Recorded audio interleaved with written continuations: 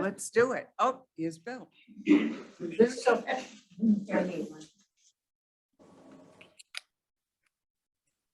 Thanks, Bill.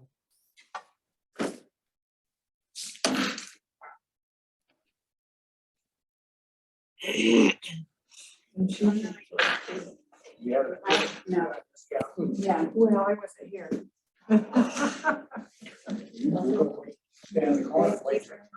Well, you know, as a teacher, you always make extra. Okay,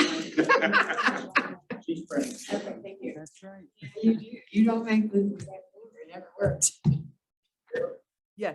Says you should be okay to go. Okay, good. Okay, everybody. Well, welcome back in Zoom land. I hope someday to see some more of you here in class. Well, we're going to take a look, first of all, at a couple of really off the press updates of things that have happened. Some of you may have heard that Putin finally addressed the people in Russia. And he basically gave what I would describe as a morale building speech.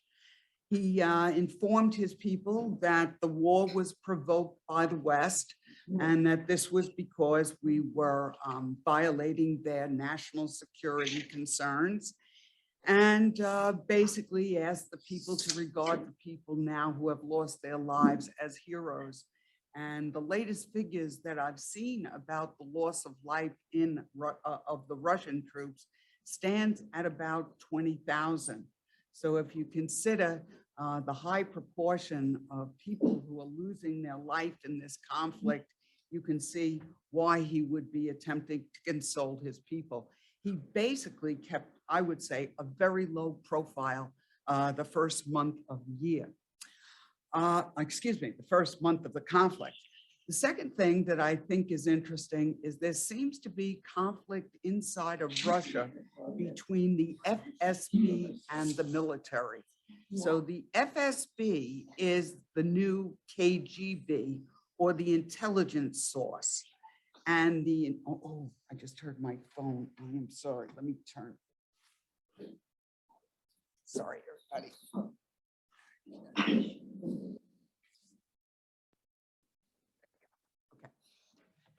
So the FSB is the intelligence organization that replaced the KGB. And as we know that Putin himself came from a KGB background. So it appears that he has been taking advice more from the intelligence sources than he has from his military generals. And so there is conflict because clearly if the FSB led Putin to believe that this was going to be a quick and easy in and out success, and that suddenly Crimea would be recognized internationally as part of Russia, and that the two provinces in the eastern portion of the country, Donetsk and Luhansk, collectively called the Donbass, that they would now become independent states, and that as independent states, they would be pro-Russian, because obviously it's Russia that gave them their independence. So anyway, that advice was obviously wrong, and the Russians have now basically withdrawn from the northern portion of Ukraine, with some fighting still continuing up in Kharkiv. But it appears now that the Russian troops are massing in order for a major battle over the Donbass. And they expect the next 3 weeks to be absolutely brutal. And they think it's going to be similar to some of the worst battles that were seen in the Second World War. And these next 3 weeks may well determine who wins this conflict. One of the things I'm going to be talking about today is that globally in this conflict, nobody is a winner. And I'm going to try to prove that to you as well. So anyway, it seems that there is a lot of tension now between the FSB and the military. And so much so that Putin, upset with the performance of his generals, has now brought in a person that is commonly referred to as the Butcher of Syria, a man who literally leveled Aleppo. He is now going to be what I would describe as kind of a supreme commander of all the other generals that are fighting in Ukraine. Because you may recall that I think at last count, there were maybe 7 generals that lost their lives in this conflict. The problem was largely that they didn't plan for a long encounter. The generals were all operating independently. And when they didn't have the quick victory they thought they were going to have, their offense in the north basically fell apart.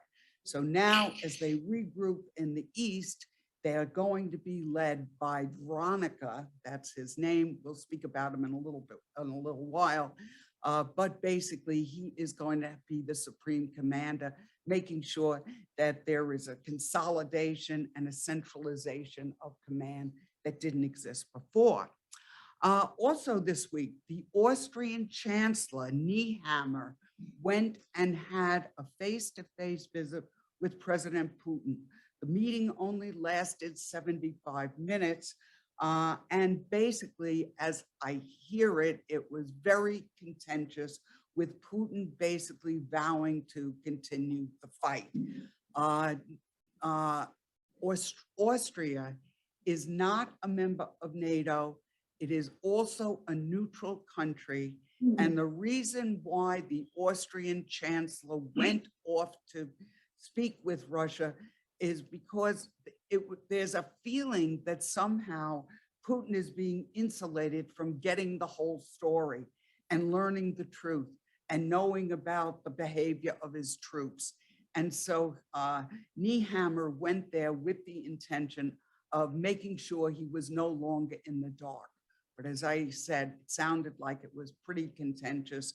And one other thing Nehammer wanted to do was to try to open up some humanitarian corridors in order to allow refugees to kind of get out of the line of fire. And as I understand it, he was unsuccessful at that as well. So it was pretty belligerent. What else can I? All right. Oh, China. Well, we can't get away from China. China is now denying the atrocities that occurred at Bucha.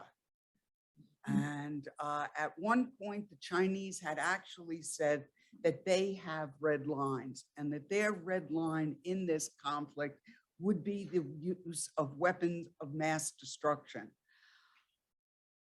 I guess you don't have to kind of cross the red line if you don't acknowledge that it exists.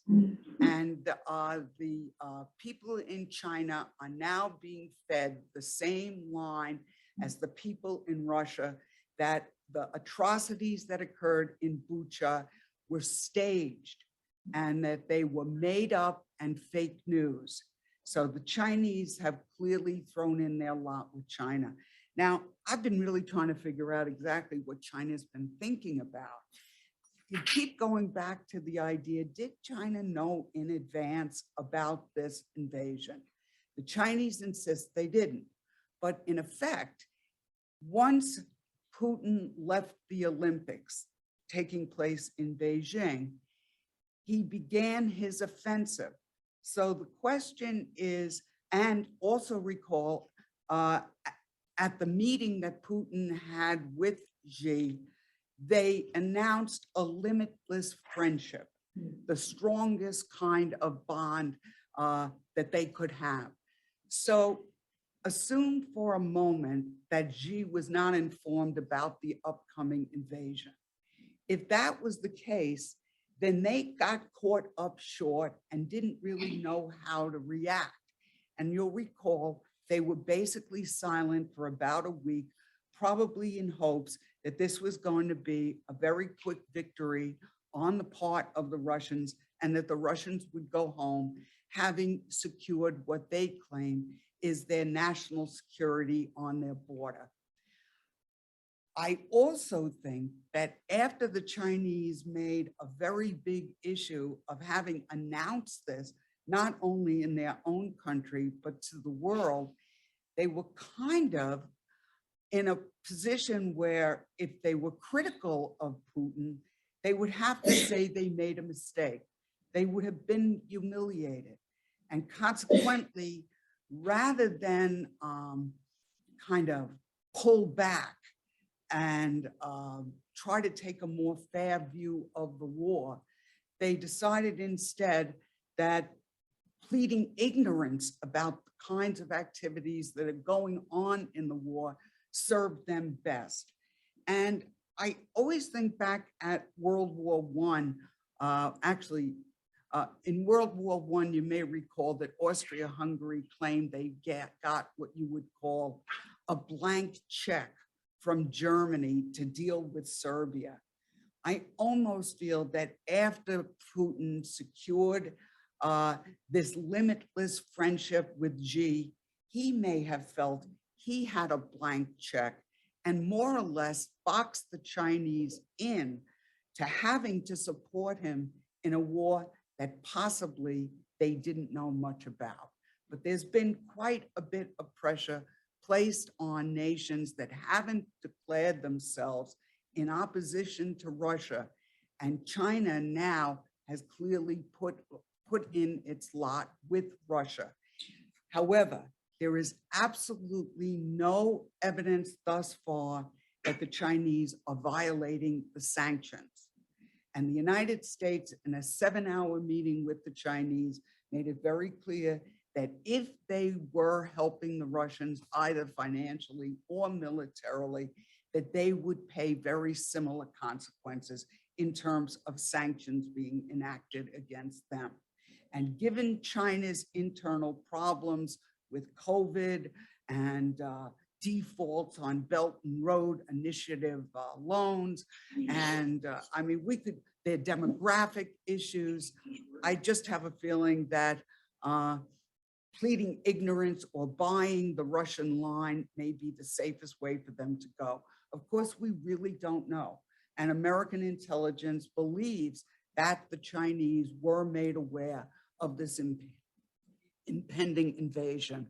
But in any case, at this moment, China is denying the atrocities that occurred at Bucha.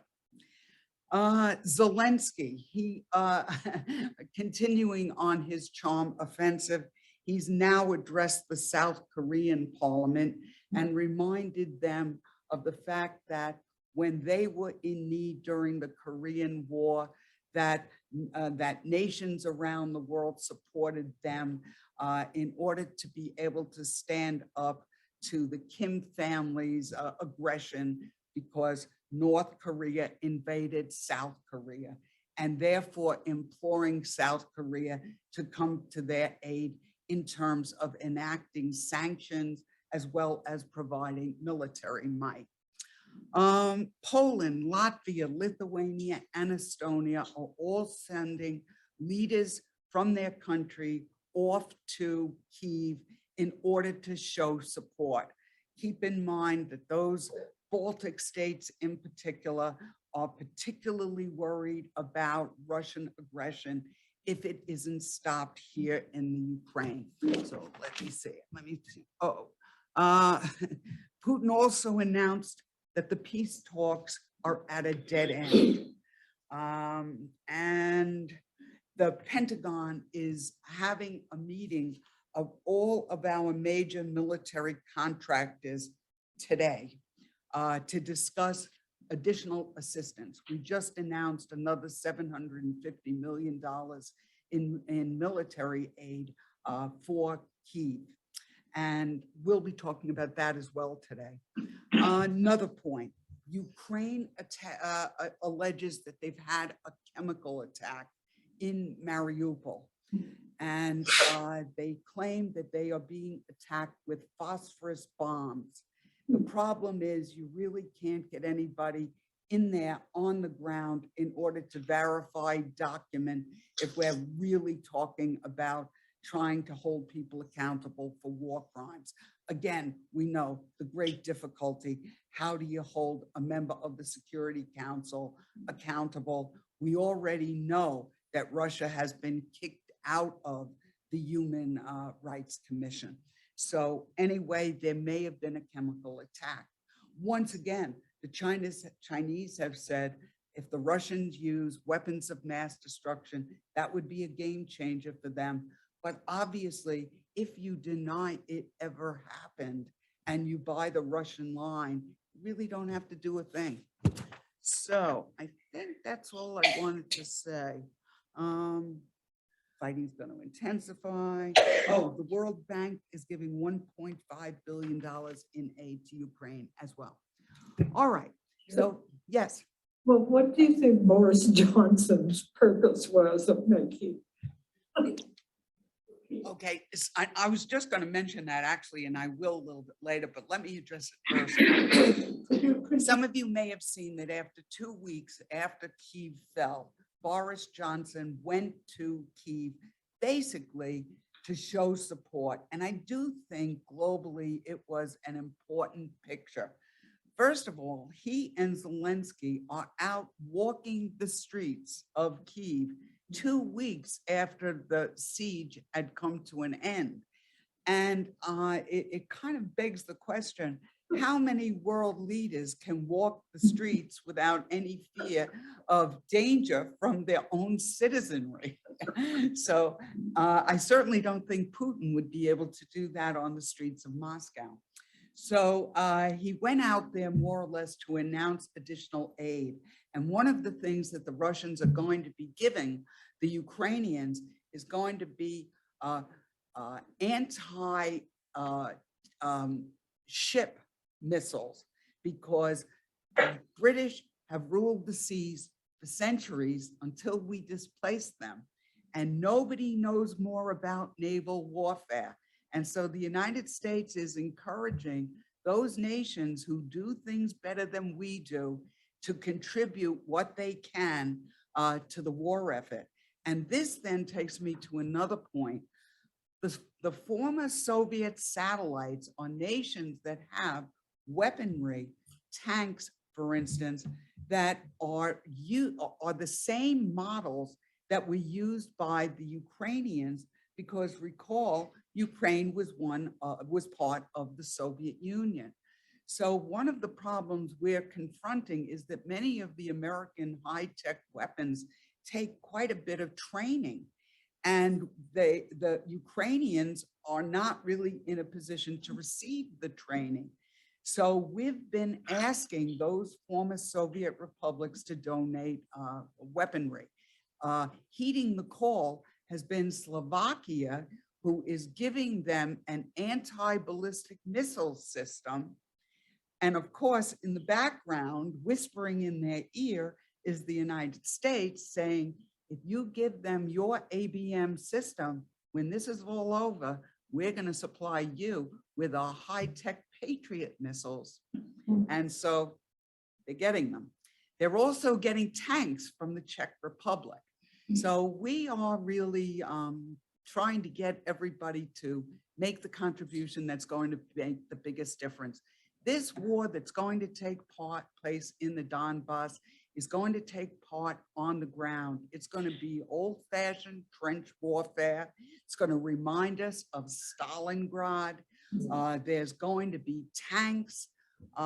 There's a column now of 200 vehicles en route into this region in order to carry out this Russian tanks. The convoy is 8 miles in length. So this is going to be the next 3 weeks going to see the mother of all battles, the worst battles in Europe since the conclusion of the Second World War.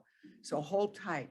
And that might make it a bit surprising to you as we look at my thesis that I believe that this war is going to come to an end after this.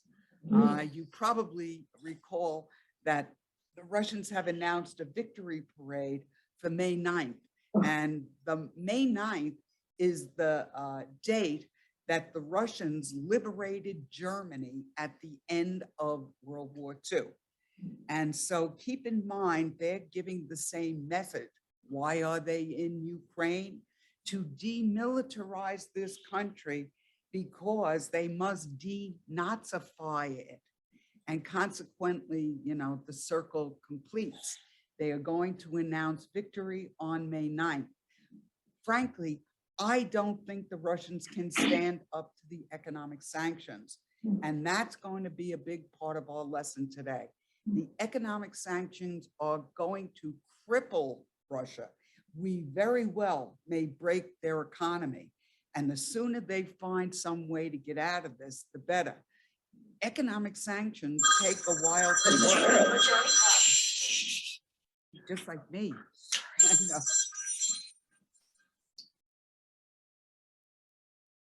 But they are beginning to show some effects. And so I think the one lesson we seem to be learning from all of these oligarchs is the only thing that Putin understands is strength. And that it's not going to be until he sees he has no other options and that he is going to lose, that he will back down. So let's take a look at the thesis because it's 10:25 and I haven't started my lesson. I still have dreams of finishing it though. Okay, so we're going to look at this today more from a global point of view. The war in Ukraine has become a tragedy of epic proportion. The economic, social, and political upheaval is having broad global implications. Economically, all nations are losers. Because international supply chains have been interrupted, we can expect that developing nations importing wheat from Russia and Ukraine may face food insecurity this year. Industrialized nations dependent on the importation of coal, gas, and oil from Russia are about to face shortages. European nations, which collectively import 40% of their natural gas and 25% of their oil from Russia, are scrambling to find alternate markets. Higher energy prices will translate into higher prices for manufactured goods because they pass it along to us. Russia is expected to see an 11% decline in its GDP this year, while Ukraine, which is an already shaky economy, may see a decline as much as 45%. This week, Russia was forced to default on its sovereign debt when it was unable to pay in American dollars because their foreign assets were frozen. Already, we see an increase in global inflation. Meanwhile, socially, the global community is grappling with how to hold a member of the Security Council accountable for the documented Russian war crimes in areas like Bucha and Mariupol. Austrian Chancellor Karl Nehammer confronted President Putin in Moscow on Monday about the issue. The chancellor sought a private meeting to ensure that Putin heard the truth about the conduct of his troops and the impact of Western sanctions over time. He insisted that those responsible must face justice. He also warned Putin that the sanctions would continue at least until the war came to an end. Politically, nations are still being asked to choose sides. Western nations are putting pressure on China and India to condemn the Russian invasion. And last but not least, the Butcher of Syria is set to command the Russian troops as they prepare to invade the Donbass and complete their occupation of the corridor between Mariupol and Odessa. And here, my optimism. I think the Russians will make peace and declare victory on May 9th to prevent this tragedy from getting any worse. I've always been an optimist, but I do think it's somewhat realistic, We shall see. We are going to be taking a look, first of all, at the economic implications of this war. And keep in mind, if there are economic ramifications in Russia, which there are and there will continue to be, this then leads to social unrest. And social unrest undermines the power of our czar, Putin. So consequently, before the full force of these sanctions is felt in Russia, I think Putin will look for an escape hatch. It's not that I think, I don't think I'm being idealistic. I think really I'm being realistic from what he will do when he is now cornered. Okay, let's turn to some of these economic implications. So the goal of the sanctions is, of course, to inflict pain on Russia. Unfortunately, as you inflict pain on Russia, there are going to be unexpected consequences for the rest of the world. And in the extreme, I believe we are hoping for an economic collapse of Russia, similar to what we saw in 1991 when the Soviet Union collapsed as it attempted to go toe-to-toe with the United States in a nuclear arms race. So let's take a look at, first of all, the most important source of Russian revenue, and that source is oil. And half of all the oil produced in Russia goes to Europe. And so this is his big weapon. So if he's got his assets abroad frozen, he needs to have a revenue flow in order to conduct this war. So stopping the flow of the oil is the principal means of stopping Putin. So here we go. Oil revenues make up about 1/3 of all Russian government revenues. Second, of course, would be weaponry. So they are a petro state. He is a petro dictator. 25% of Russia's oil and 40% of its natural gas is exported to the West. Russia earns $178 billion in oil revenue and $62 billion in gas revenue. So you can see why we're going after the oil.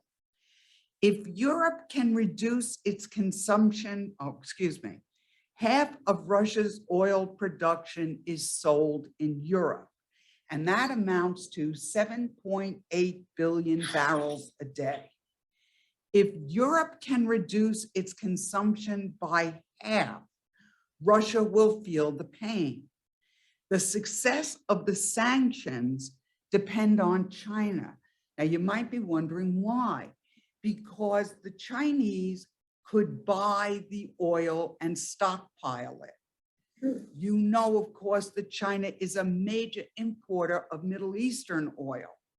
You also may remember that they are in the process of building a second pipeline into China. So if China wanted to throw a lifeline to Russia, they could agree to buy the Russian oil. I will say that the Indians have been buying the oil, and Modi just got a nice little lecture from Biden about that, asking the Indians to stop taking the oil. But of course, the Russians are now offering this oil at rock bottom prices, and consequently, especially for poorer nations, it's very tempting to try to pick up oil at a cheap price. And so now I should say that when this war broke out, the high was the day after the war broke out, oil, it's in the notes, the oil went for $120 a barrel. It is now down to $94 a barrel. And a lot of this is being given in our country. We're doing some price supports for oil. I'll speak about that later as well. But At one point, when COVID first hit in 2020, the cost of a barrel of oil fell into the low 20s. Okay, so you get some range. And for the United States to be profitable in the production of oil, the oil must sell at above $50 a barrel. So it had a high of $120. We all see it at the pump. And keep in mind, Missouri has the lowest gasoline prices in the country, while California has the highest.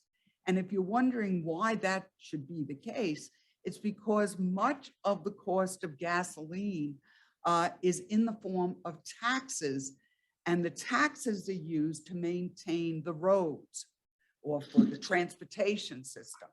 So we have very low taxes on gasoline, while California, which wants to discourage people from using more fossil fuels, they have very, very high taxes. Okay, so yes. If China were to buy the surplus oil, would we then sanction China? We don't know that we should. We're warning them, we will, whether we carry through. Right now, the Chinese, according to Janet Yellen, our Secretary of the Treasury, there is no evidence that the Chinese are violating the sanctions. But there are no sanctions on oil. I have to say that. Remember, the Europeans are importing it, right? And the Indians are importing it. So I actually just misspoke there. The Germans have said that they intend to cut off 100% all the oil and gas by the end of the year. And immediately yesterday, they walked that back, that famous phrase. They simply are not going. They remember the Germans have the biggest economy in Europe, are an industrialized nation, and are highly dependent on Russian oil. Remember Nord Stream, they cut off that pipeline, okay? They ended that at great economic sacrifice by the Germans. And meanwhile, the German public is getting very nervous. First of all, the Germans for the first time are beginning to build their defense budget, right? And now the people in Germany are worried about if you cut back on the oil, this could lead them into a more serious recession than they're now in, which was due simply to COVID. So there's so many moving parts. Okay, let's pick it up. So the success of the sanctions depend on China. If China buys the oil Russia is unable to sell in Europe, she will feel the pain. And the Chinese have refused to say whether or not they will or won't. It's their actions, though, that they haven't thus far. The only way to really stop the war is to deny Russia's export capacity. Western nations will end all coal imports and plan to reduce their consumption of oil and natural gas. Germany, and this I already just walked back, Germany announced it will end all such imports by the end of the year. And of course, it's the Europe's biggest economy, but now they're saying that that's not really feasible for them. Concerns remain that China might buy and stockpile Russian oil. India has been buying oil at reduced prices, but President Biden has contacted Prime Minister Modi and requested him to stop. I have heard no aftermath of that discussion. I don't know what Modi said. Nobody has said a thing. So that doesn't sound good. All right. The next economic issue we're going to look at is again casting global terms. And that has to do with the supply chain. We are a global economy. And generally, in a global economy, nations tend to do what they do best. And then they get from other nations the things that they can produce at a cheaper rate than the nation, I don't know if I made any sense. You've got the idea. So basically, we have supply chain problems. And when you raise the price of oil, this impacts things like things we might not think about. Fertilizer, which is used to grow food. I think all of us have been seeing high inflation in food, high inflation in energy.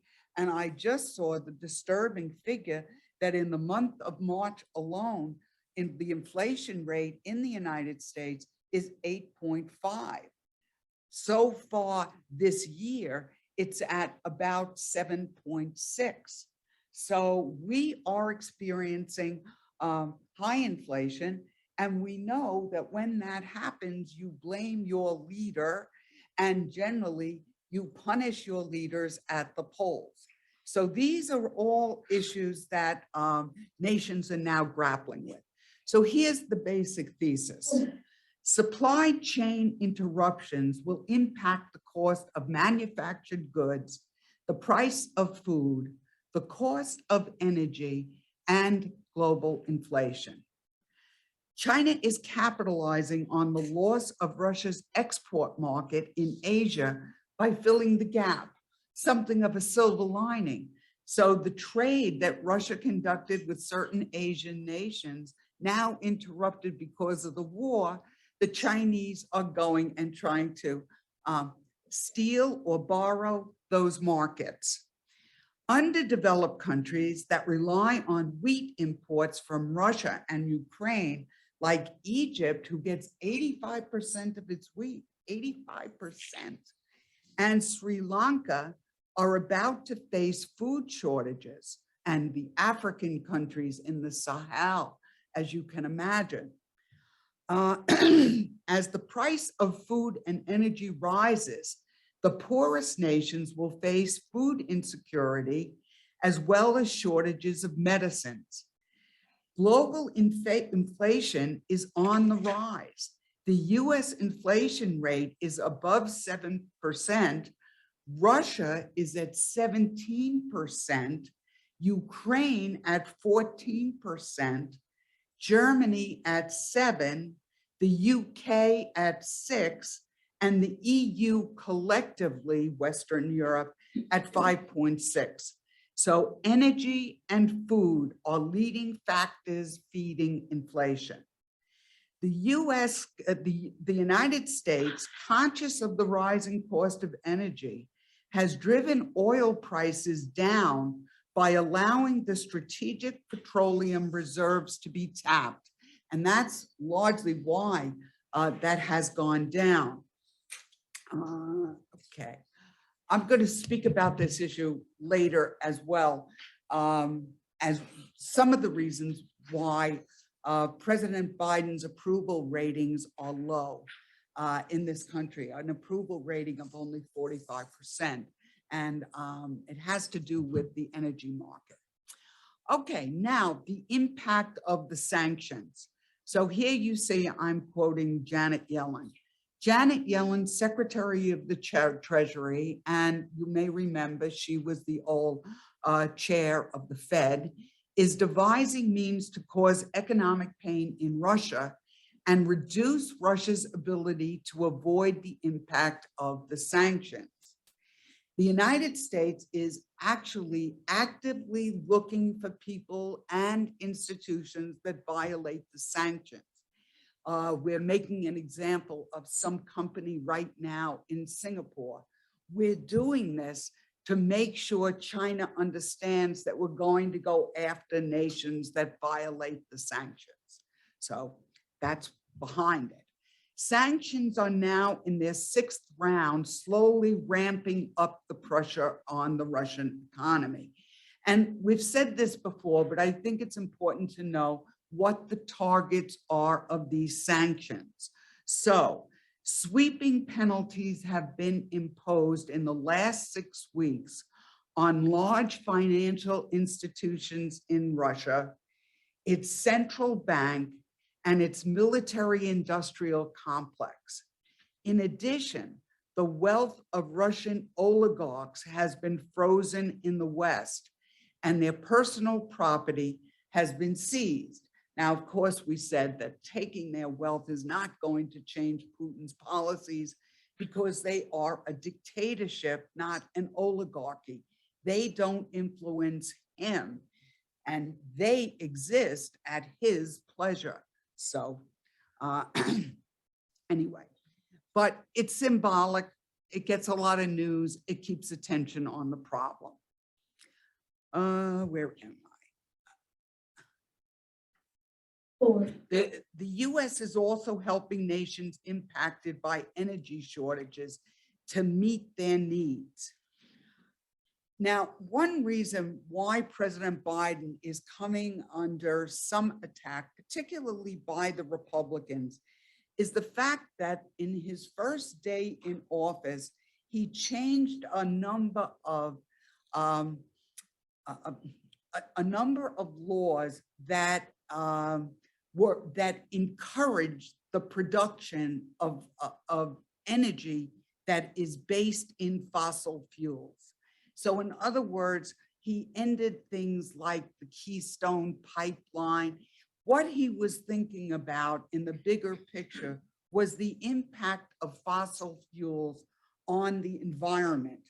And so he had made a promise to his base that on his first day in office, he would take steps to kind of turn that back. Unfortunately, when we did that, we didn't know that ahead there would be a war in Ukraine and that there could be an energy shortage in Western Europe, that if we had not enacted some of this legislation, we might have been able to help our European allies.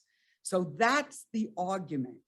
So in other words, seeing the production of oil as part of our military strategy, part of our defense strategy.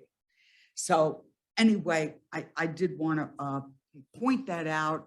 Bill Eckert pointed that out to me last week in an email, and I did a little bit of research about it, and what he says is accurate. Again, I try to explain why that happened, but the net effect is our energy policies, in a sense, may have hurt our European allies in this conflict. Okay, I'll leave it there. Okay, the US Treasury Department has made it impossible for Russia to pay its sovereign debt in anything but American dollars. Since those assets are frozen, Russia defaulted on their debt, the first time since World War I. Russia now has 30 days to comply, but it's unlikely if the war continues. The net effect of default will make it more expensive for Russia to borrow money in the future.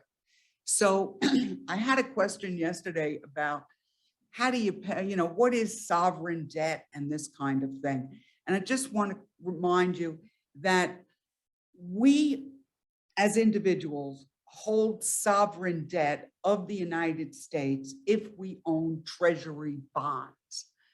Bonds, national bonds issued by every government, are in effect loans to your government.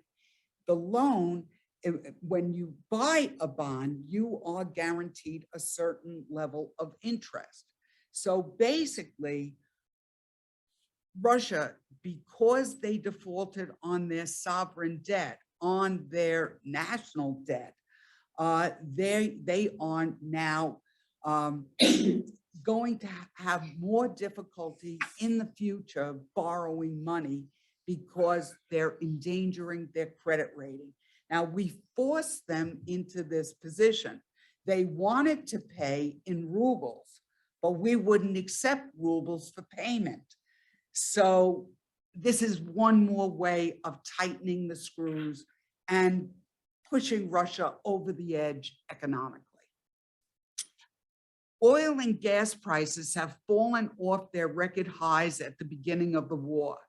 It's currently trading at $94 a barrel, down from 120 at the beginning of the crisis. And part of this is because we have decided to use the strategic petroleum reserves. So we've driven that price down. Only boycotting Russian oil will reduce Russia's revenues to pay for this war, while rising prices for energy if Russia is able to continue to sell it. So if there's no interruption, Russian revenues will increase by about 1/4 to 1/3. They'll be selling it at, these high prices. Okay, the next topic we're going to look at, is there anybody who has a question or any, I'm not strong in economics, but Bill's here. Don't ask me a question, Bill. No, You I have to help. was going to help you with your sovereign debt. Ah, good. It's not so much the debt that the Russians are buying of their own government.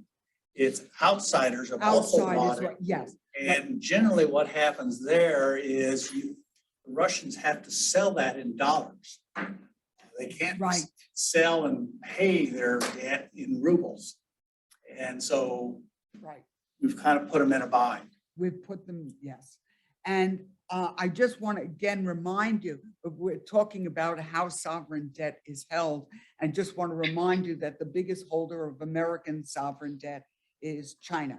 So Bill was making the point that it's not so bad for the people inside of Russia that might have bought their treasury bonds, but the outsiders globally that are now not getting paid because they can't sell it in dollars. Instead, they have to sell it in rubles, and nobody wants to accept the rubles. So that's where we are. And it has a downside also, because if my retirement fund bought Russian bonds and Russia defaults on them, then that means my retirement plan doesn't get the money back.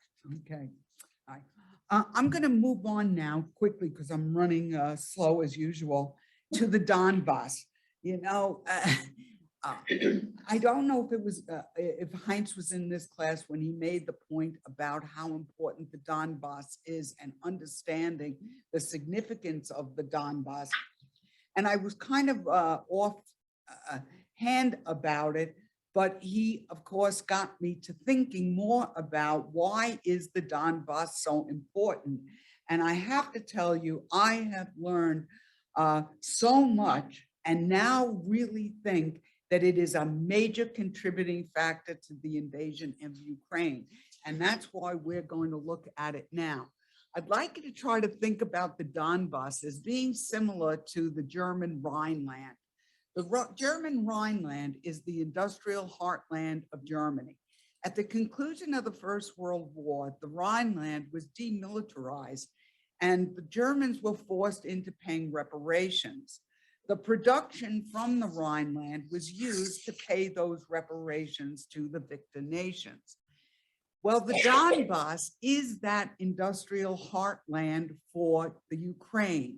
This part of the country actually developed in the late 19th century because it had a very rich coal field. And that coal field is the largest coal field. All this is in the notes. That coal field is the 4th largest coal field in Europe. And if you think about the late 19th century, this is the time of the Industrial Revolution. So it developed initially as a coal mining region. It continues to be a coal mining region. However, the coal mining is no longer profitable. And so because it's the industrial heartland, there has to be other sources of wealth in this region that make everybody so interested in it. One of the things, one item that's there is iron ore that is particularly important to the Russian military. It also has quite a bit of natural gas. And so generally speaking, even though the coal mines no longer produce big revenue, in fact, they're subsidized by the state, and they're actually kept in production largely because they provide jobs for people. So it's more social. But let's think about the implications of the Donbass becoming part of Russia or an independent part of or independent countries. most of the 20% of Ukraine's GDP is dependent on the industrial heartland of the Donbass. So the Ukrainians need this revenue, but the Russians need access to this area because of their defense and space needs. So with that as the big picture, let's take a look at the development of the Donbass. The Donbass, the industrial heartland of Ukraine, a coal mining region in the late 19th century that became the leading industrial area of Ukraine. The coal field is the fourth largest in Europe and extends across the border into Russia. The region contributes 20% of the GDP to Ukraine, and it is 1/4 of its export volume. So it is economically essential to the Ukrainians to hold on to this region. The coal fields have not been profitable since the 1980s and are subsidized by the state.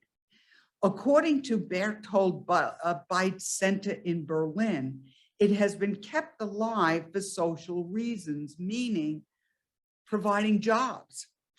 Today, 1/4 of the Donbass population identifies as Russian, although many speak Russian as their native language. So they're native Russian speakers, but they've been free for 30 years, since 1991. So their allegiance is to Ukraine, not to Russia. The area was industrialized by Stalin during the economic miracle of the 1930s. During World War II, Hitler sought to gain control of the area during Operation Barbarossa. That was the operation in which the Germans were running out of fuel and they decided to go east, and they violated the non-aggression pact with Stalin. And as a result, they ended up bringing Russia into the war, but they were energy poor. And obviously they were going into this region in order to get the coal. The area was destroyed and depopulated as a result of the war. After World War II, the Russians repopulated the region because Ukraine was a part of the Soviet Union. And of course, there's great mineral wealth in the region. So the Russians sent people in. In 1989, 45% of the population identified as Russian. But in 1991, Ukraine gained its independence as the people's allegiance shifted. Numerous companies in the Donbass supply other raw materials to Russia, particularly in the defense and space industries. As a result of the Orange Revolution, now just again, 2014, the Orange Revolution overthrew Yanukovych. Yanukovych took off for Russia. Putin used language full of expletives relating to the fact that he bailed out instead of staying in the country. And he probably thought that's what Zelensky would do as well. But anyway, that was the Orange Revolution. Now, when you get rid of a leader, right, you have a revolution, you now set up a provisional or a temporary government. That temporary government is in power until you hold new elections. So the moment Yanukovych is out of the country, the new provisional government decided they were no longer going to cooperate with Russia, which then put at risk their control over a region that was vital to their national defense and their space program. So now we begin to really understand why the Donbass is so important. Let's keep going. So as a result of the Orange Revolution in 2014, the transitional government in Kyiv suspended military cooperation with Russia. Russia's Deputy Prime Minister, Dmitry Rogozin, also responsible for Russian defense, stated that Russia must become more independent from foreign technology and supplies. So in other words, they want to become economically self-sufficient so they don't have to rely on a foreign country for their defense. Not an easy task because 12 types of intercontinental ballistic missile systems, along with spare parts and maintenance, was provided by the Donbass. Also, a special type of steel used exclusively to make Russian tanks and most combat helicopter engines were produced in this region. Since many Russian military items are custom ordered and unavailable in any other markets, this was a serious issue. And now you see why Heinz was so right about the importance of this region. Many Eastern European companies were dependent on Russian import, many Eastern Ukrainian Donbass companies were dependent on Russian imports of their goods to Russia for defense, and the loss of their defense-related jobs stirred the separatist movement. So if you've been asking yourself, why does the Donbass want to bail out of Ukraine? Some of the people that were dependent on these Russian defense industries were losing their jobs, and they decided they would be better off either as independent countries so that they could continue to supply Russia, or being annexed by Russia. So you'll recall that the day before the war broke out, Russia declared the independence of Donetsk and Luhansk, and therefore, as new independent countries, these independent countries could ask the Russian government to send them military support because the Ukrainians were occupying those two regions because they were part of the Ukraine. You know, it's fairly complex. Okay.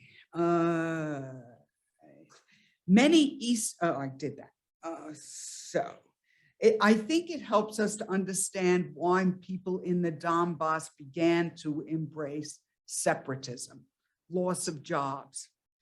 Even though the region is subsidized by the Ukrainian government, the export of these goods was profitable. The government of the Ukraine is nearly bankrupt and has been increasingly dependent on international donors. Many migrants left Ukraine to find opportunities abroad, principally in Europe. In addition, the corrupt Ukrainian government and the oligarchs have also contributed to the fact that people wanted to leave the country. So that's the situation as the war began. Oh, I'm almost done. We'll take a break in a second. If Ukraine loses the Donbass, its money market assessment would completely collapse, making it harder for Ukraine to borrow money. The natural resources in the region have served as collateral. Russia's goal was to federalize the country, which would have torn the country apart, resulting in an economic collapse.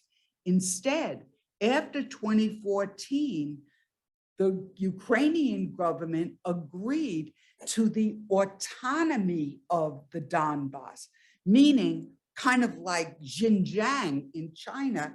It was going to be a self-governing region, but it still belonged to the Ukraine, meaning they would still be able to have all the economic benefits, the revenue flow, the higher GDP, access to all of these natural resource wealth. So I finish it up by saying, for Ukraine, retaining the Donbass as part of their country is economically and I think politically essential. So anyway, let's take 10 minutes and then we'll come back and take a look at some of the social implications, the situation on the ground and who's got what and where they are and everything else. So I actually also wanted to include another part to this lesson, which would have taken a look at some of the global response to what's going on throughout the world. Instead, what I've been doing, I'm sorry, did you have a question? Okay. I'm sure it wasn't important. Let's pick up now with the social impact of the war in Russia, and then take a look at the social impact in Ukraine. And you'll see I'm going to start talking about polls and how the people, you know, anytime you're speaking about social, it's like, how has this affected the population, the people in the country? So before the war, Putin's approval rate stood at 71%. Today, it's at 83%. I know it is absolutely horrifying, which means basically that most of the people living in Russia believe the line that their government is feeding them. Some, however, are not. And unfortunately for the Russians, those who are not buying the line are the most talented people in the society, the youngest people in the society. The average age of the people who are bailing out on Russia right now is 32 years old, and they're people with with good educations and a real command of technology. So I think this is another good reason for this guy to end this war. So anyway, 83% are waving the flag, and of course, in a totalitarian society, are hearing really only one side of the story, except for those who are tech savvy and have an interest in really knowing. But at this point, about 300,000 Russians have gone to the door and are relocating primarily in other countries in Europe. So, however, it's clear that those that want to know the truth about Russia's invasion of Ukraine are taking flight. Approximately 300,000, primarily young middle-class people, have left the country, the most talented. There is some evidence that Russian society is turning on each other. A rising paranoia and polarization is dividing the society. New laws prohibit speaking negatively about the conflict. A 15-year sentence can be imposed for sedition. 15,000 anti-war demonstrators have been arrested since February 24th, which was the date of the invasion. The justification for the new law is to counter the West's information war. And I'd like to stop there for a minute. When we started alerting Europe to the fact that Russia was going to attack the Ukraine, we did so really in violation of many things that we tried to keep secret.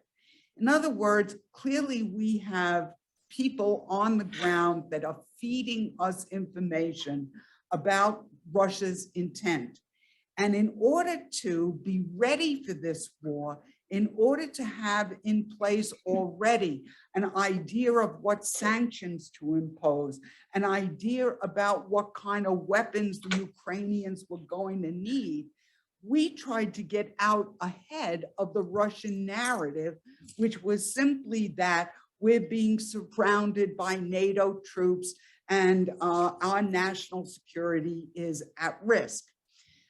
So we decided that we needed to tell the truth to our allies in order to prepare them.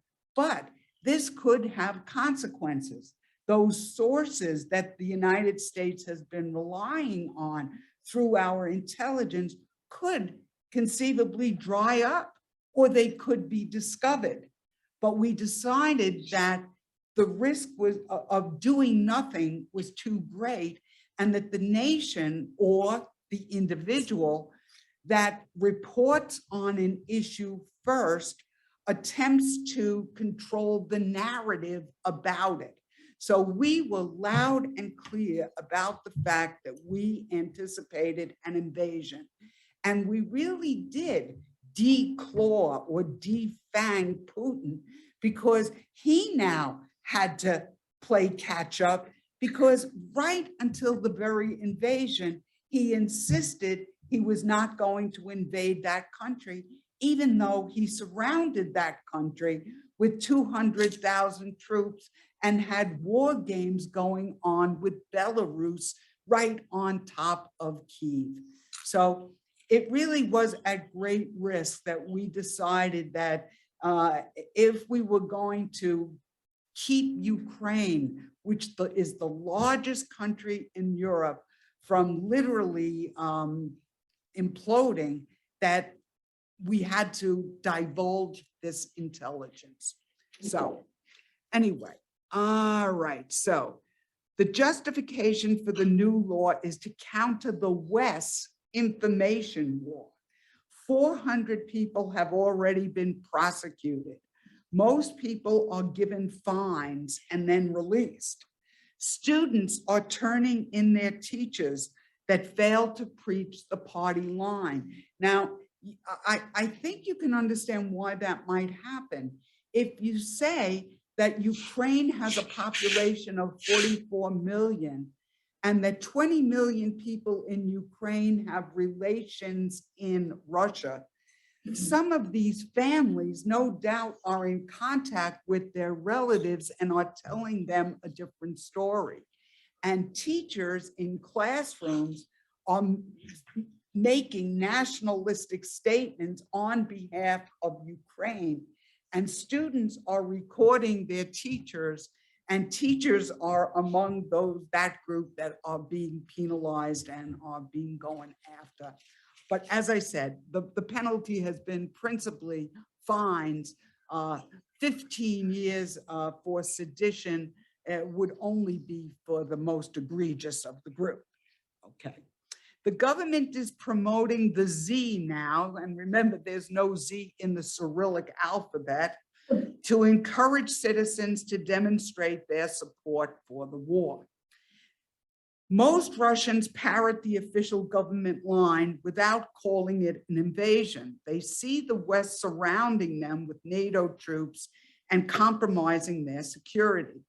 And this is an old historical theme in Russian history, and a totalitarian state knows how to use propaganda. And this is so true. Going all the way back to Peter the Great, who decided that he had to take his country kicking and screaming and build up his military because he wanted to prevent Western penetration. So that was done in the early 1700s. Then Stalin, building up a huge military machine during the 1930s, claiming that the West was hostile to communism and that the West was going to invade Russia. He also used this common theme of the West is the aggressor, Russia only tries to defend itself. Khrushchev, during the Cold War period, did very much the same, and did so by justifying why Russia needed to have control over those Eastern European satellites. They needed a buffer from Western aggression. And now Putin. So when you keep repeating the same thing over and over, and it's something that sounds familiar to what you've read in your own history, you're much more likely to believe it. And so now we'll take a quick look at the social impact of the war in Ukraine. As the battleground, this is poorly written, and so I'm going to try to correct it before I get there. So far, 4.5 million people have left Ukraine.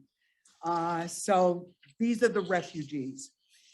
Many people right now have been told by the Ukrainian government, the people that live in the Donbass region, they've been instructed to leave, and they are doing their absolute best to get out of harm's way. Because as I said, they are expecting the mother of all invasions that will take place over approximately a 3-week period. And that's what I was trying to say in letter A, and I'm just gonna skip it. Okay. The Ukraine has opened, and now this number is already out of date. The Ukraine has opened 5,500 war crimes cases following the horrors at Bucha and Mariupol. The Chernobyl nuclear plant, thank goodness, is back in Ukrainian hands. I feel very sorry for those Russian troops who brought up the red dust in the red forest, who are now probably going to suffer very painful deaths. The death toll at the train station, you probably heard about this.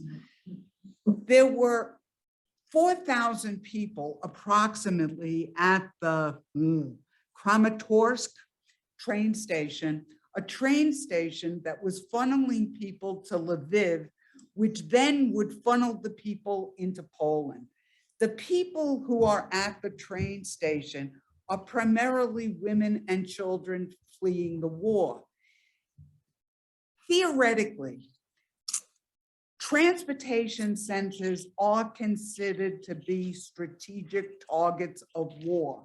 However, the Russians who hit this train station knew that the people who were in the train station were not Ukrainian soldiers using the train for transport. They knew that these were women and kids fleeing the war, and they hit them anyway. So right now, the death toll there is at 57 people and another 100 or so who are injured. And so this, not technically a war crime, I guess, if you're talking about strategic bombing, but pretty cruel. So the death toll at the train station in Kramatorsk has risen to 57 dead and 109 injured after a Russian missile attack on people trying to flee to Poland. I threw this in just for fun, actually. I don't know if you've seen on TV, you've got this giant guy. He's a former boxer. His name is Klitschko. He's 6'7", and he has become a very colorful figure as the mayor of Kyiv, walking around and trying to boost the morale of the people living in the capital. And I just thought it was a nice little aside, very similar to the way you see Zelensky parading around with, let's say, Boris Johnson. We're not afraid. We're going to stand up for our country. They're not going to be able to, pummel us into submission, that kind of thing. So anyway, I threw it in. The mayor of Kyiv is gaining notoriety by showing strong leadership skills. Klitschko, a former boxer at 6'7", is becoming a local hero. President Zelensky is continuing his crusade globally to beg for additional military aid, again with a really tailored speech for the parliament. You see his last stop, and actually there's been another stop after this, but his latest stop when I wrote this up Monday was South Korea, where he reminded them about the international assistance they received when they were attacked by the North in the Korean War. I mean, this guy, I don't really even know what to say about him. His speechwriter is brilliant, and he has gone on a media offensive that I can never recall having witnessed myself in history before. So anyway, and finally, we've got a few draft dodgers, it appears, in Ukraine. Approximately 2,200 able-bodied men. Remember, everybody's been conscripted or drafted. I think, what's the age they're up to? I don't think it's up to 60. I will tell you that the Russians, though, have called back their veterans, mostly from the Syrian war, who have fought over the last 10 years, and they have impressed them into the military as well. So anyway, the Ukrainians also seem to have a few draft dodgers who are being picked up as they attempt to leave the country because they are considered vital to the war effort. And now finally, we're going to start taking a look at the military situation on the ground, laying the groundwork now for this big major battle over the Donbass. I wanted to start, first of all, with some explanation historically of limited war. When you hear the term limited war or an indirect war, I think that's a better term actually, but in a limited or an indirect war, if one of the superpowers gets involved on the ground in a specific country, the other superpower, let's just imagine during the Cold War, is Russia. Russia, not wishing to directly confront American troops because it could escalate to a nuclear level, generally speaking, simply supplies the opposition. And in many ways, that's what Ukraine is. It's a limited or indirect war. This is a war where Russia is committing troops, but NATO and the United States is supplying the Ukrainians. So the war is taking place in a third country, but the superpowers are still confronting one another. We saw this also in the Korean War. In the Korean War, once the United States committed troops to the South, you weren't going to see Russia sending troops in. They might have sent supplies, but they weren't sending troops. The same could be said, as I mentioned before, Vietnam, but also Afghanistan. Remember that the Russians were in Afghanistan before we were. It was called in the movies, Charlie Wilson's War. And basically, the Russians were trying to take over Afghanistan because an unfriendly government came to power, and Afghanistan bordered at that time the Soviet Union. So the Russians went in to quell, for regime change, I guess we could say. And the United States supplied the Mujahideen, the same people we ended up fighting when we went in, but we supplied them to fight against the Russians. When we went into Afghanistan, the Taliban got weapons from other countries, but they didn't, it wasn't a direct confrontation between major powers. The same could be said of Iraq. We went into Iraq, we didn't see any other nations really trying to stand up because you can't have a direct confrontation. So anyway, you should see Ukraine as part of really, unfortunately, a long list where a third nation is the battleground between the superpowers. But if one commits troops, the other will simply supply the opposition. And that's what's going on here. Only low-level negotiations are going on. Well, they're off. Putin basically said they were a dead end and that he's not talking. So right now, they're not taking place. The machinery for them, of course, is in Istanbul with Erdogan playing the role of negotiator. So far, Russia's invasion has been a strategic failure. After retreating from most northern cities except Kharkiv, the Russians are regrouping in the east where they are repositioning and repairing equipment. The butcher of Syria, General Alexander Dvornikov, with a scorched earth policy in Syria, Aleppo, has taken charge of the troops in Ukraine.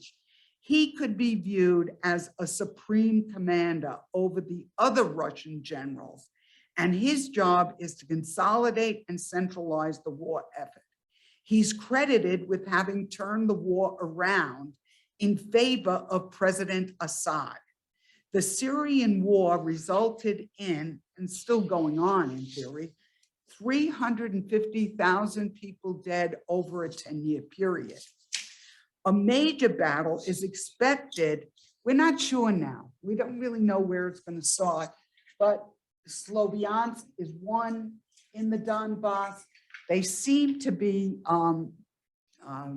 the Russians are bringing their troops together in a city called Isium. Basically, I think I mentioned last week, the goal of the battle is to encircle the Ukrainian troops that are currently in the Donbass. So we are trying, moving heaven and earth, to get the Ukrainian troops the necessary hardware in order to defend themselves against the Russians. The feeling is that if they're unable to take these cities, that they may not be successful in their battle to take the Donbass. So that's why this is so important. So I say a major battle is expected in Sloviansk, we're not sure. South of Kharkiv, this battle may determine the length of the war. If Ukraine can hold, military experts say the Donbass will remain in Ukrainian hands. Russians are trying to encircle the Ukrainian troops in the Donbass. At the moment, there is an 8-mile Russian convoy moving south, and it contains vehicles to command and supply the infantry units. And that's because when they made their attack on the north, it was a logistical failure. They didn't have enough food for the troops. They didn't have warm clothes because they didn't expect to be there that long. They ran out of fuel, and they got picked off by anti-tank weapons like the Javelin. So they have had horrible losses. And so basically, they're going to try now to correct those logistical problems. And as I understand it, there are about 200 vehicles in this convoy. So, so the purpose is to command the vehicles to command and supply the infantry units and possibly helicopters. There are between 48,000 and 60,000 Russian troops in 60 Russian battalion tactical groups in eastern and southern Ukraine. And as I mentioned, they're drafting some of those veterans with war experience in Syria to go back to fight for the butcher. So far, Russia has lost, these are the latest figures, 19,000, this is according to NATO, they've lost 19,500 troops. And I don't want to insult anyone, but sometimes people think of troops as like a Boy Scout troop and that it's lots of people. When you hear the term troop, it's an individual, okay? So when we say that they have lost 19,500, that should say 500, not 5,000. You can see why I have to make some corrections. I can't type. So they've lost, I mean, that's a pretty high percentage of the 200,000 that surrounded the country, right? They've lost quite a few men. And Putin finally fessed up to it in his speech because those body bags are coming back into Russia. And he has to convince those people that they are fighting for a just cause. So his speech was largely to build morale. They've taken out 725 tanks, how expensive they are, and they're taking them out with low cost, either Javelin missiles, or as you're going to see, a very highly effective missile that is, it's an interesting story. They bought these missiles that we'll see in a minute from the Turks. Now, Putin confronted the Turks about the fact that they sold them these anti-tank missiles. And when confronted, Erdogan said, private companies sold the Ukrainians these anti-tank missiles before the war. This is all because of our intelligence, right? And they were not sold or given by the national government of Turkey and sold to the national government of Ukraine. So when Putin confronted Erdogan, Erdogan said there was no war. It was private companies in our country that sold these things to Ukraine. And so getting out of a tight spot. Okay, let's keep going. So they have taken out 725 very expensive tanks, 1,923 armored vehicles. These could be personnel carriers and so forth. 347 artillery systems have been taken down.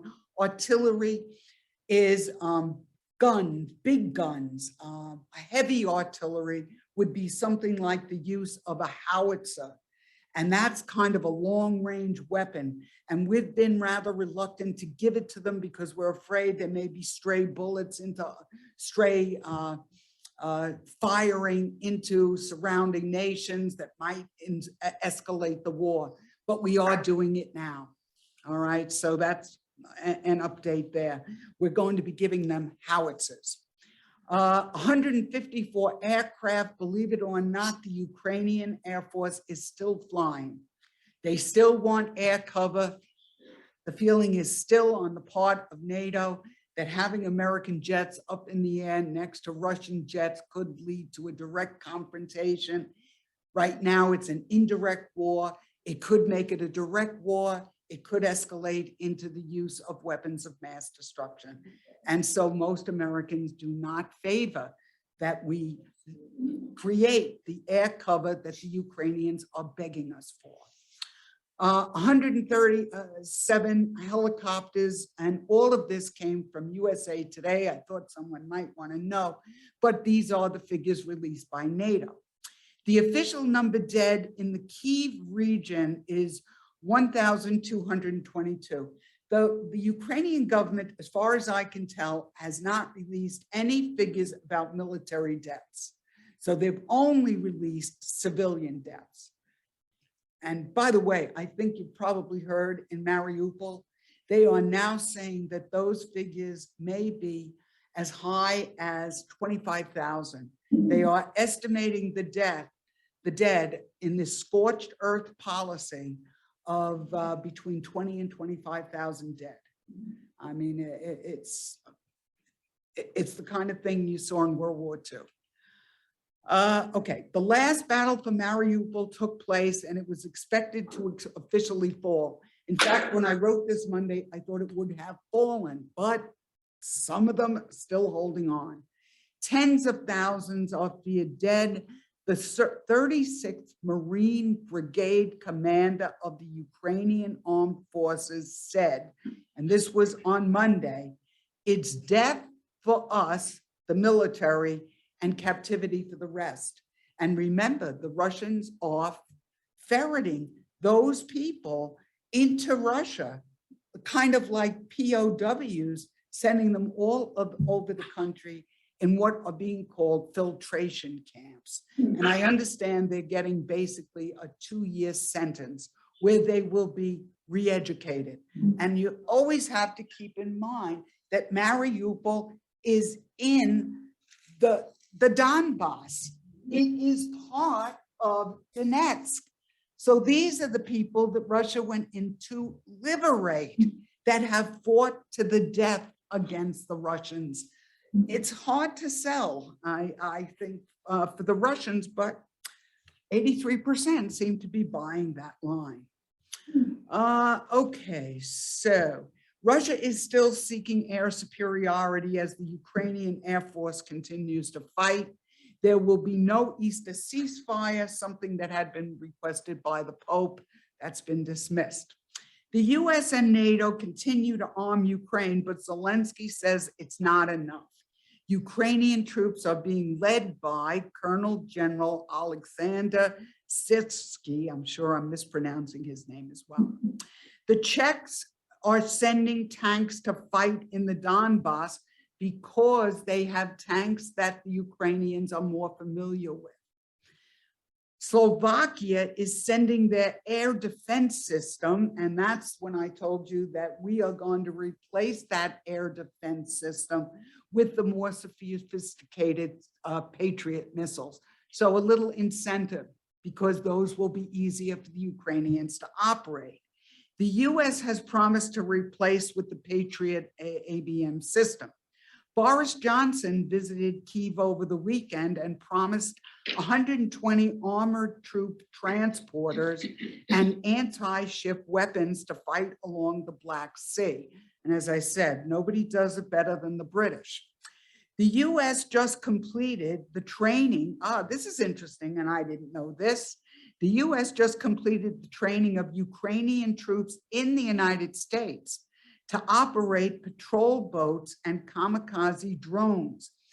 Our weaponry is a little too sophisticated and takes time for people to learn how to use properly. The most effective weapons in this war have been the javelins and the drones. And we'll see about the drones in a moment, as I mentioned about Turkey.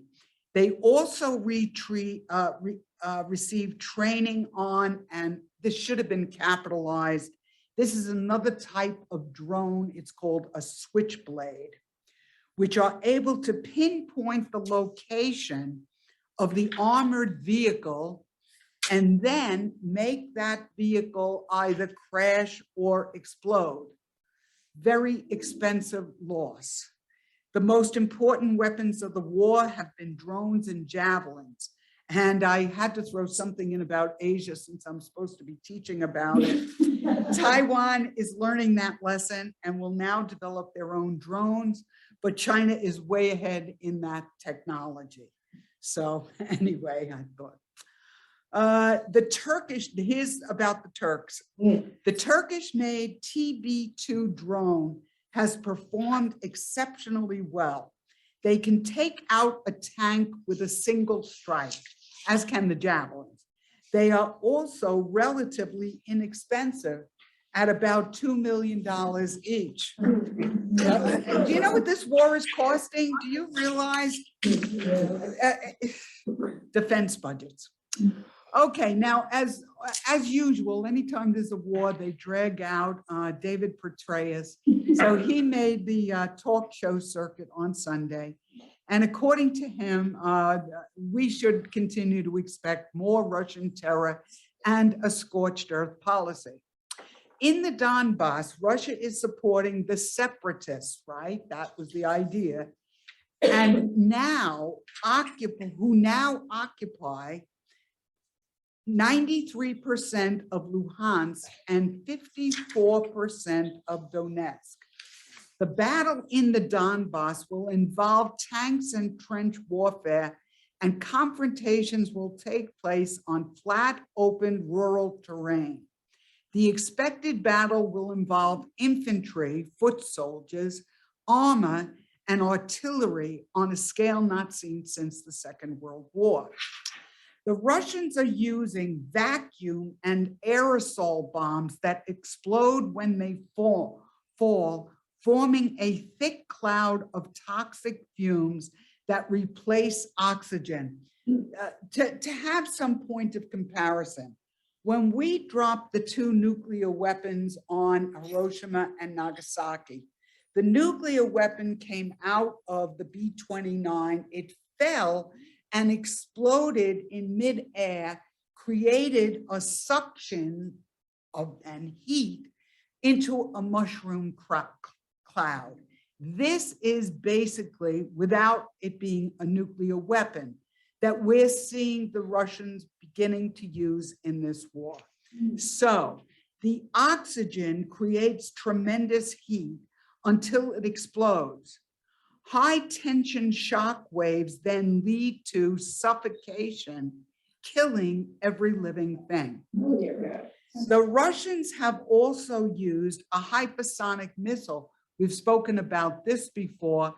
And of course, you know, we are working on them, but the Chinese and the Russians already have them, that travels 5 times the speed of sound.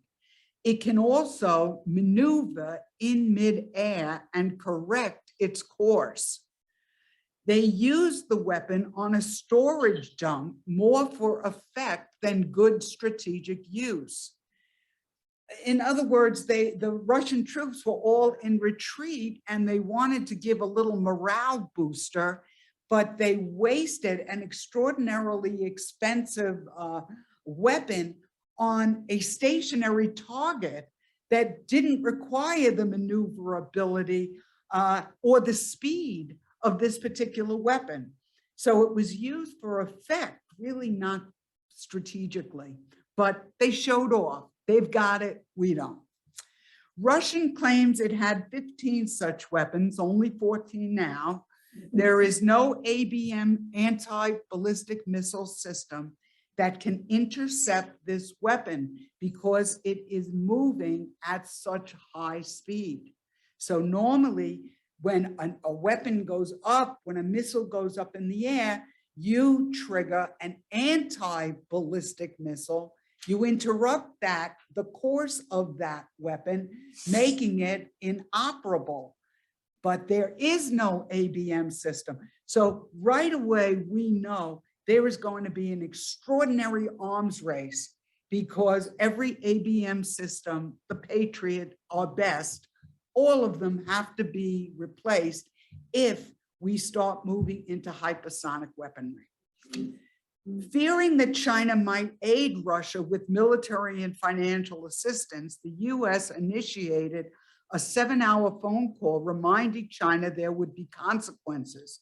Although they made no promises, they have also failed to help them so far. The US has also supplied 1,400 Stinger anti-aircraft systems, 5,000 javelins, and more than 7,000 small arms with 50 million rounds of ammunition, 45,000 sets of body armor and helmets, laser-guided rocket systems. You get the little light from your laser, and then your weapon follows that that laser beam and hits its target, also maneuverable in midair. Okay. We're also sending, do you ever notice you wake up in the morning and you get all the bad news about what happened the day before? Well, of course, their time is different, but most of the fighting takes place at night under cover of darkness. And so these kinds of things like night vision and thermal imaging devices are essential if you're going to hit your target. The US fears that our high-tech weapons may fall into Russian hands, which is another major reason why we don't want to give it to them. Our latest contribution includes laser-guided rocket systems, Puma drones, and armored high-mobility multi-purpose wheeled vehicles. Last Thursday, Ukrainian Foreign Minister, kill another name, Kelba, addressed NATO and called for weapons, weapons, weapons. The United States has shown strong support for Ukraine, but generally opposes sending troops.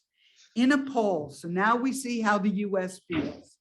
In a poll, 61% of Americans said if Russia used chemical weapons, they would favor US troop involvement. Well, maybe they have. They're low-level chemical weapons. I doubt that this would bring us into a war. 68% favored it entering the war if Russia used nuclear weapons. Now you might think, well, how come it's not a higher figure? And that's because nuclear weapons now are becoming tactical weapons because they've been made smaller. And we now think that troops could actually have shoulder-held weapons that could shoot tactical nuclear weapons. So, we always tried to keep the peace by parroting the phrase mutual assured destruction. No one will use nuclear weapons because it would escalate and mankind as we know it would be wiped out. But now with tactical nuclear weapons, that might not be the case. Unfortunately, that makes it more thinkable to use nuclear weapons in warfare. So 69% in our country favored sending troops if a NATO member was attacked. 72% favor the status quo, which is a large majority, of continuing to supply Ukraine with weapons, and 28% in our country oppose sending those weapons. 78% approve of the current sanctions, and 87% view stopping Putin as a matter of US national security. But only 45% approve of Biden's handling of the war, and 55% don't approve, often along party lines. Some of this, I think, of course, is the oil issue I mentioned earlier, but our country is so divided and so polarized. And I guess if I'm editorializing here, I think that Biden actually has done a masterful job in pulling together NATO in order to stand up to Russia in the Ukraine. My personal opinion, because NATO was in complete disarray when he got into office, with talks of dismantling it because it was thought by President Putin as being obsolete and no longer necessary. Ukraine's goal in the war is to displace Russian troops inside Ukraine and to retain the territorial integrity of their country, certainly including the Donbass, which gives them all this wealth. The US also fears that sending the offensive weapons Ukraine is asking for could escalate the fight, leading Putin to use nuclear weapons. I'm seeing people become less and less concerned as they see the horror of this war, but we shall see. I really think they need tanks. I haven't heard one word about the US supplying that. Ukraine would like combat aircraft to protect the population and the troops from missiles and airstrikes. They also want long-range artillery, like the howitzer, and armored vehicles, which we gave them, to break through the Russian defenses, as well as anti-ship missiles, which Boris Johnson just promised, to beat back the Russians in the Black Sea. The United States wants former Soviet bloc nations to send shipments that the Ukrainians have more experience operating. And we know now the Czechs and the Slovaks are doing that, and they're hoping that will start a groundswell of other nations also contributing their tanks and such. The US wants to avoid an escalation of the war. We fear that having other NATO nations like the Czech Republic and Slovakia may be interpreted by Putin as NATO involvement in the conflict. Putin has said that weapon systems shipped by NATO nations make them a legitimate target for military action. In other words, if those weapons supplied by NATO countries go into those countries, they are a legitimate target of war. I mean, obviously we're trying to supply the Ukrainians, but of course it could lead to an escalation. And if they do attack those weapons and they attack them not in Ukraine, but in a NATO country before they got to the Ukraine, it would make it almost assuredly become a more direct war between NATO and Russia. The use of long-range artillery could risk that the war may spill over. NATO is unwilling to send aircraft, and the US is opposed to establishing a no-fly zone over Ukraine because of the high probability of direct air confrontation between the United States and Russia. According to military experts, the next 3 weeks are critical in stopping Russian aggression. If sanctions and weapons don't do the job, the war could drag on for months. And then my little optimistic hope. I think the sanctions and weapons will work. Russia's facing an economic catastrophe if it doesn't take its marbles and go home. Okay, we got 3 minutes. Anybody got some questions? I heard someplace that Russia's nuclear arsenal is the largest in the world. Is that true? It is. They have about 9,500 nuclear warheads. It is the largest arsenal. But it only takes one.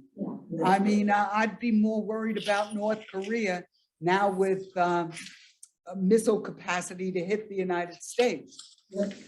So, you don't want your adversaries in possession of weapons that hold the destruction of mankind in their hands. Yes.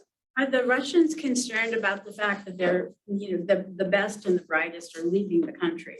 He's calling them traitors. Okay. That, does he care? He should care. But he's It's not- another reason he really should stop this war. But he's not The doing- question was asked whether or not people, Russia's concerned about the loss of their talented middle-class people who are going to Europe. But he's not doing anything to stop them. Oh, no, so far, no. No.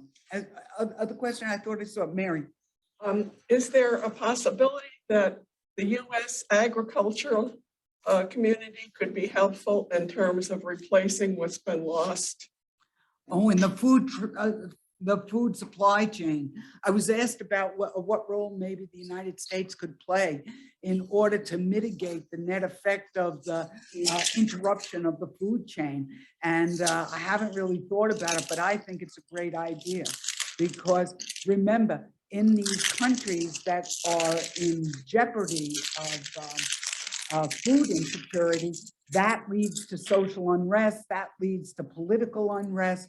It's in everybody's best interest that starvation not become a major global issue. Absolutely, that's a great idea. I'm sure, I hope somebody, the Department of Agriculture should be working on that for sure, because we produce lots and lots of food. Anybody else? Well, I think I had one more comment. I told you I wanted to look at the rest of the world and how they were reacting to this conflict. And one of the questions that comes up, I think, in all of our minds is, how come Israel's been so quiet about everything that's been going on?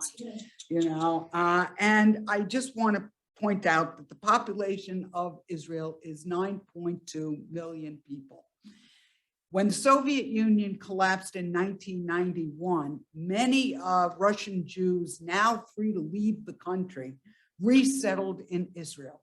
Approximately 13% of the population of Israel has migrated from Russia. And 1/3 of that group is Ukrainian, all right? Because it was all part of the Soviet Union at the time. So generally speaking, by the time the Russians arrived, if they were interested in owning land, a lot of them have had a very hawkish approach toward Palestine, the West Bank area. And they've also, because a number of them were Russian oligarchs, came with quite a bit of money. Among them is Abramovich, who we have been talking about as the go-between between Putin and Zelensky. And you recall, he has not had his wealth targeted. Abramovich went to Israel and became a citizen of Israel in 2018. And he has been a very big contributor to a number of Israeli institutions. The Israelis in general have been upset with the United States because when we began to kind of pull out of the Syrian war, we left the skies over Syria in the hands of the Russians. As far as the Israelis are concerned, this complicates their national security. So they're a little upset with us. They also think that perhaps if they're not very strongly supporting Zelensky, they may be able to come in and play the role of negotiator.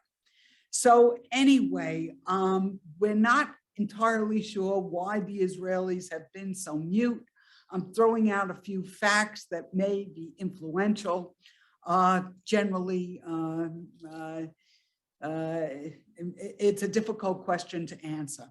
And meanwhile, just to bring Xi into all of this, Xi's foreign policy, as you know, has been a disaster, alienating everybody in Asia. And while all this is going on in Ukraine, he's busy going to all of the Asian capitals and trying to mend fences and improve their perception of China in Asia. So I had to mention Asia as the last thing. I'm sorry. See, I knew I'd keep you late. 3 minutes. Thank you, everybody. And bye-bye, everybody. See you next week, I hope. Hopefully with a peace settlement, but don't count on it.